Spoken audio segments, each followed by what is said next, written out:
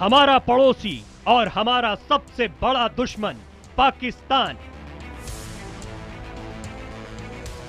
हर पल हमारे खिलाफ साजिश रचने वाला पाकिस्तान। एक तरफ नवाज शरीफ भारत को बिना शर्त बातचीत का न्योता दे रहे हैं, दूसरी तरफ पाकिस्तानी फौज की शह पर सरहद पार से आतंकी घुसपैठ की कोशिश कर रहे हैं। शनिवार को भी पुंछ के सब्जियां सेक्टर में नापाक आतंकियों ने हमारी सीमा में घुसपैठ की कोशिश की, लेकिन हमारे चौकन्ने जवानों ने आतंकियों की साजिश को नाकाम कर दिया। दरअसल पाकिस्तान में बैठे आतंक के आका हिंदुस्तान को दहलाने की रणनीति बना रहे हैं और इस आतंकी हमले की कमान जमात-उद-दावा के सरगना हाफिज सईद के हाथ में है। भारत को दहलाने के लिए हाफिज सईद ने इस बार नई रणनीति बनाई है और उसने अब एक नए तरीके से जंग का ऐलान किया है और इस जंग में उसके हथियार भी नए हैं। उसने अब सोशल मीडिया का इस्तेमाल एक नई हथियार के तौर पर किया है और हाफिज सईद को इस बार साथ मिल रहा है पाकिस्तान की खुफिया एजेंसी ISI के आला अधिकारी और पाकिस्तान के फौज का। एक अमेरिकी रिपोर्ट के मुताबिक ISI, पाकिस्तानी फौज और हाफिज सईद पाकिस्तान के मिलिट्री यूनिवर्सिटी छात्रों को भारत विरोधी ट्रेनिंग दे रहे हैं। छात्रों को ट्रेनिंग दी जा रही है कि वो सोशल मीडिया पर आतंकी संगठनों को सपोर्ट करें। उन्हें लश्कर-ए-तैयबा और जमात-उद-दावा के पक्ष में माहौल बनाने को कहा जा रहा है। आपको बता दें कि इन दोनों आतंकी संगठनों का सरगना हाफिज सईद ही है। रिपोर्ट्स के मुताबिक मिलिट्री यूनिवर्सिटी के कुछ पूर्व छात्र आतंकी संगठनों के सोशल मीडिया अकाउंट्स चला रहे हैं। अमेरिकी रिपोर्ट्स के मुताबिक मलिक सलमान जावेद PKKH यानी पाकिस्तान का खुदा हाफिज नाम से ट्विटर पेज चलाता है। रिपोर्ट्स के मुताबिक जावेद और स्ट्रेटाजेम मैगजीन के कई सदस्य मैगजीन और ट्विटर अकाउंट्स के जरिए जमात-उद-दावा के लिए मेंबरशिप कैंपेन चलाते हैं। अमेरिकी रिपोर्ट से साफ जाहिर है कि हाफिज सईद सीमा पार से भारत में आतंकी दस्ते भेजने के साथ साथ अब सोशल मीडिया को भी हथियार के तौर पर इस्तेमाल कर रहा है। इसी बीच खुफिया एजेंसियों ने भारत में बड़े आतंकी हमले का अलर्ट जारी किया है। खुफिया एजेंसियों के मुताबिक पाकिस्तान में बैठे आतंकी संगठनों ने इस बड़े हमले को अंजाम देने के लिए कश्मीर में सक्रिय आतंकी संगठनों से हाथ मिलाया है। आतंकी हमले की रणनीति तय करने के लिए इन आतंकी संगठनों की एक गुप्त बैठक भी पाक अधिकृत कश्मीर में हो चुकी है। खुफिया एजेंसियों के मुताबिक इस टॉप सीक्रेट मीटिंग में ISI के अफसर भी शामिल थे।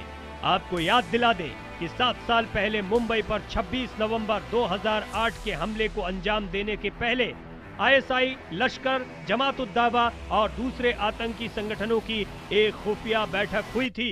अब 7 साल बाद हुई इस गोपनीय बैठक की भनक मिलते ही हमारी खुफिया एजेंसियों के कान खड़े हो गए हैं। खुफिया सूत्रों के मुताबिक भारत में किसी बड़े आतंकी हमले को अंजाम देने की गरज से ये बैठक बुलाई गई थी।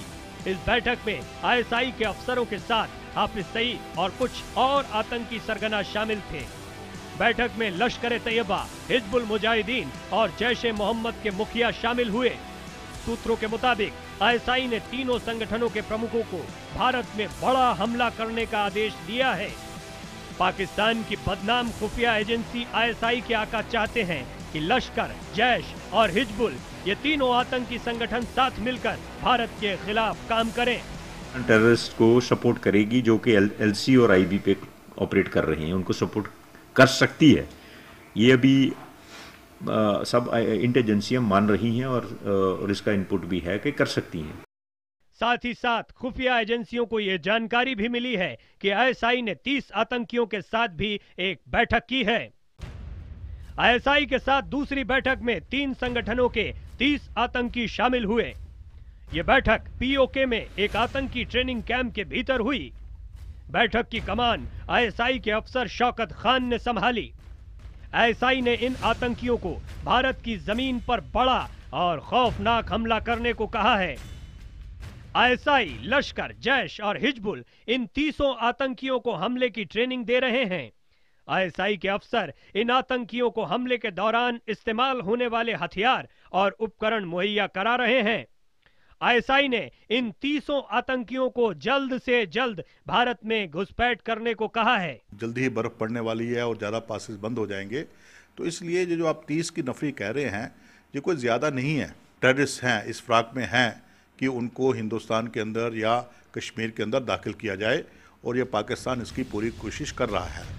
खुफिया एजेंसियों की चेतावनी के बाद दिन रात सरहद की सुरक्षा में जुटी बीएसएफ ने चौकसी बढ़ा दी है। बीएसएफ के डीजी डी.के. पाठक का कहना है कि इस साल पाकिस्तान की तरफ से घुसपैठ की घटना में काफी बढ़ोतरी हुई है। साथ ही सीमा पार से पाक फौज की फायरिंग में भी इजाफा हुआ है। चूँकि दुनिया भर के लिए बहुत बड़ी चुनौती सिद्ध हो रही है ISI का खतरा, तो हम कम से कम उसके प्रति कॉन्शियस तो हो, and we have become conscious, we are alert, we are trying our best to, as I said that infiltration attempts and what we prevented speaks for itself. ISI की ये नई साजिश हूबहू उसी पैटर्न पर चल रही है जैसी मुंबई हमले के लिए की गई थी। उस वक्त भी 30 आतंकी छाटे गए थे और ट्रेनिंग के बाद उनमें से 10 आतंकियों को मुंबई पर हमला करने के लिए भेजा गया था। अब ISI एक बार फिर उसी रणनीति पर चल रही है। ऐसे में भारत को बेहद सतर्क रहने की जरूरत है। Bureau report, IBN 7। और हमने आपको अहम खबर भी दी है, ISI के 5 एजेंट्स को गिरफ्तार किया गया है जो साफ इशारा कर रहे हैं कि ISI किसी बड़ी साजिश को अंजाम देना चाहता है। दुनिया के कई देशों में अपनी वारदातों से दुनिया को दहला देने वाला ISIS भी हमारे मुल्क पर बुरी नजर लगाए बैठा है। उसकी नजर हमारे देश के उन नौजवानों पर है जो उसके लिए हथियार बन सकते हैं। ISIS के आका उन युवाओं को हमारे ही खिलाफ हथियार के तौर पर इस्तेमाल करना चाहते हैं। ISIS के बढ़ते खतरे को भांपते हुए सरकार से लेकर सेना तक सतर्क है।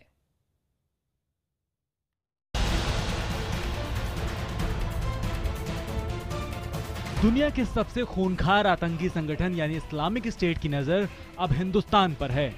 फ्रांस, अमेरिका ही नहीं, वो हमारे मुल्क को भी दहलाने की साजिश रच रहा है। खतरा इतना बड़ा जिसका अंदाजा लगाना मुश्किल है। वो कब, कहां और किधर से हमला बोलेगा ये कोई नहीं जानता, क्योंकि पूरी दुनिया में ISIS तबाही का दूसरा नाम बन चुका है। इस खौफनाक खतरे की आहट से तमाम सुरक्षा और खुफिया एजेंसियां चौकन्नी हो गई हैं। थोड़ी सी भी लापरवाही देश में दहशत फैला सकती है। ये हम नहीं कह रहे, बल्कि सेना के बड़े कमांडर खुद इसका खुलासा कर रहे हैं। IS एक लाइव थ्रेट है, इसको नकारा नहीं जा सकता। It's a cause for concern and we are monitoring it. सेना ही नहीं, केंद्र सरकार भी ISIS के खतरे से वाकिफ है। इसी महीने यानी नवंबर में पेरिस हमले के बाद खुद गृह मंत्री राजनाथ सिंह और रक्षा मंत्री मनोहर पर्रिकर इस खतरे से देश को आगाह कर चुके हैं। उनका मानना है कि यह आतंकवादी संगठन देश ही नहीं पूरी दुनिया के लिए खतरा बन चुका है। रक्षा मंत्री ने तो यहाँ तक कहा कि ISIS इंटरनेट का इस्तेमाल हथियार की तरह कर रहा है और आने वाले समय में साइबर वॉर छिड़ने की पूरी संभावना है। मैं समझता हूं कि ये ISIS का खतरा केवल किसी एक देश का खतरा नहीं है, बल्कि एक ग्लोबल एक चैलेंज है और सभी देशों को मिलजुल कर इसका मुकाबला करने की जरूरत है और भारत भी इस संबंध में पूरी तरह से सजग है। पेरिस में हुए आतंकी हमलों के बाद भारत पर भी ISIS के मंडराते खतरे को देखते हुए सरकार ने एडवाइजरी भी जारी की, जिसमें राज्यों से अलर्ट रहने को कहा गया है। इसमें कहा गया कि कुछ खास जगहों को निशाना बनाया जा सकता है। जिन राज्यों को अलर्ट किया गया है वो हैं जम्मू कश्मीर, उत्तर प्रदेश, महाराष्ट्र, पश्चिम बंगाल और असम। गृह मंत्रालय की एडवाइजरी में यह कबूल किया गया है कि ISIS सीरिया और इराक से निकलकर दूसरे देशों में पैठ बना रहा है। सरकार के लिए सबसे ज्यादा परेशानी ये है कि देश की युवा पीढ़ी को आतंकवाद में झोंकने की कोशिश हो रही है। Bureau report, IBN 7। अब बात भटके हुए कारतूसों की। लखनऊ से कुरियर के जरिए 2000 कारतूस कानपुर भेजे गए और जब कानपुर में पैकेट खुला तो उसमें कारतूस की जगह कंकड़ पत्थर निकले। आखिर कारतूस गए कहां, इसका जवाब किसी के पास नहीं है। कुरियर कंपनी जहां मामले को रफा दफा करने में जुटी है, वहीं पुलिस का कहना है कि जांच के बाद सारा सच सामने आएगा।